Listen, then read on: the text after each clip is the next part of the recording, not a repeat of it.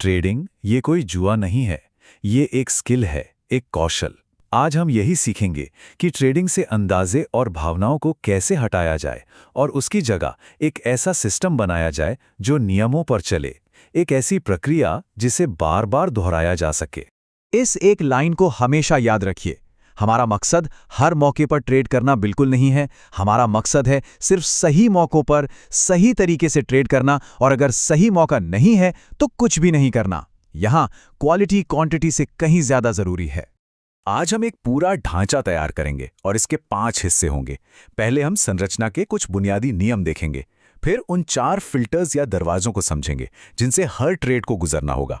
इसके बाद सबसे जरूरी चीज, रिस्क फर्स्ट माइंडसेट।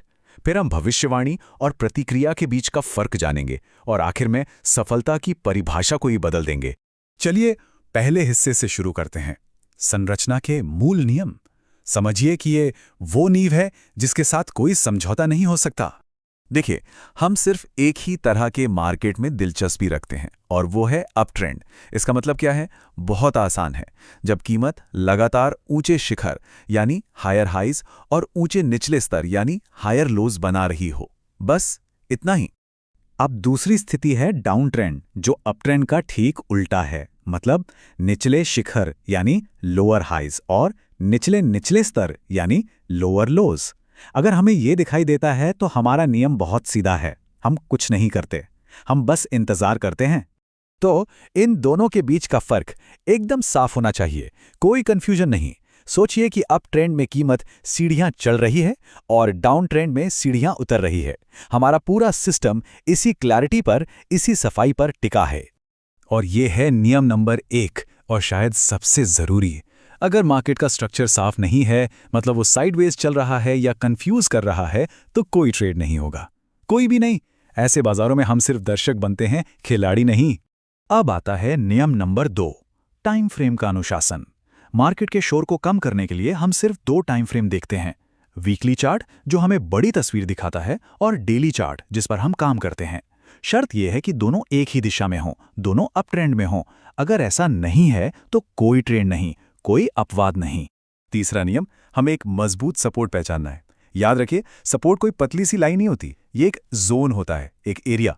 और ये हमें डेली या वीकली चार्ट पर साफ साफ दिखना चाहिए, जहां कीमत पहले भी कई बार रुकी हो। यहां अंदाजे की कोई जगह नहीं है, सिर्फ वो सबूत जो चार्ट पर दिख रहा है। ठीक है, अब आते हैं दूसरे भाग पर, 4 निर्णय द्वार। ये हमारे फिल्टर करने की प्रक्रिया है, बहुत व्यवस्थित। तो सवाल ये उठता है कि इन सारे नियमों को एक ऐसी प्रक्रिया में कैसे बदला जाए जिसे हम बार बार इस्तेमाल कर सकें, बिना किसी भावना के, बिना किसी कंफ्यूजन के, ताकि हर बार एक ही क्वालिटी का फैसला हो। इसका जवाब है हमारी 4 गेट वाली क्वालिटी कंट्रोल प्रोसेस। सोचिए कि कोई भी संभावित ट्रेड इन 4 दरवाजों से होकर गुजरेगा। हर दरवाजे पर उसकी जांच होगी। अगर वो किसी भी दरवाजे पर फेल हो जाता है तो उसे उसी वक्त रिजेक्ट कर दिया जाएगा। तो पहला गेट, मार्केट स्ट्रक्चर। हम पूछते हैं, क्या वीकली चार्ट अप ट्रेंड में है, क्या डेली चार्ट अप ट्रेंड में है? अगर इन दोनों का जवाब हाँ नहीं है तो हम उस चार्ट को उसी समय बंद कर देते हैं। आगे कोई विश्लेषण नहीं, कोई सोच विचार नहीं। दूसरा और तीसरा गेट क्वालिटी चेक के लिए है। क्या कीमत की चाल साफ सुथरी है? क्या कीमत में जो गिरावट आई है, जिसे हम पुल बैक कहते हैं, वो कंट्रोल में है? क्या पास में कोई मजबूत सपोर्ट जोन है? अगर इनमें से किसी भी सवाल का जवाब नहीं है तो सेटअप वहीं पर रिजेक्ट हो जाता है। और इस बात को अच्छी तरह समझ लीजिए, ज्यादातर चार्ट्स इन्हें शुरू के गेट्स पर फेल हो जाएंगे। और ये सिस्टम की कोई कमी नहीं है, बल्कि यही तो इसका असली काम है। इसका मकसद ही है कि खराब क्वालिटी वाले, कम संभावना वाले सेटअप्स को जल्दी से छांटकर बाहर कर दिया जाए। चलिए अब तीसरे भाग पर चलते हैं, जोखिम प्रथम मानसिकता। मतलब एंट्री लेने से पहले ही ये तय करना कि हम गलत कहाँ होंगे।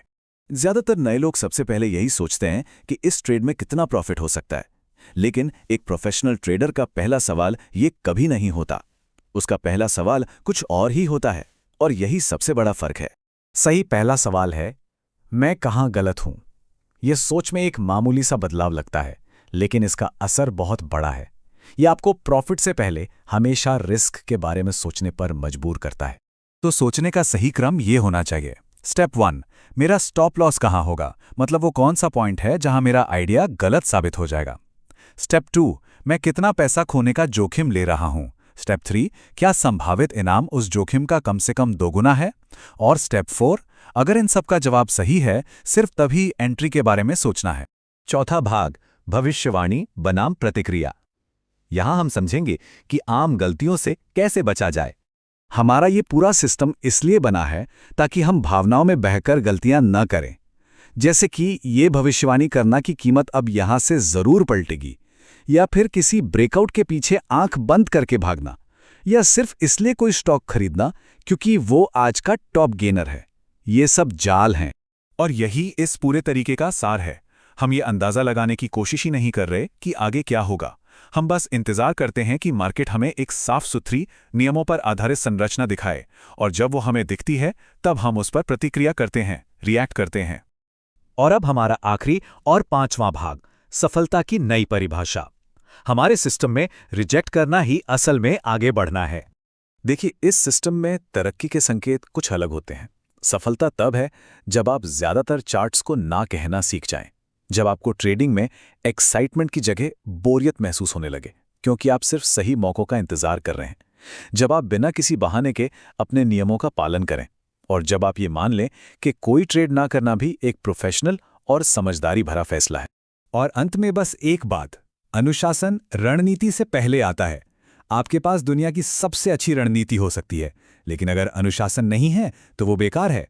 पहले नींव को मजबूत कीजिए, इमारत अपने आप खड़ी हो जाएगी।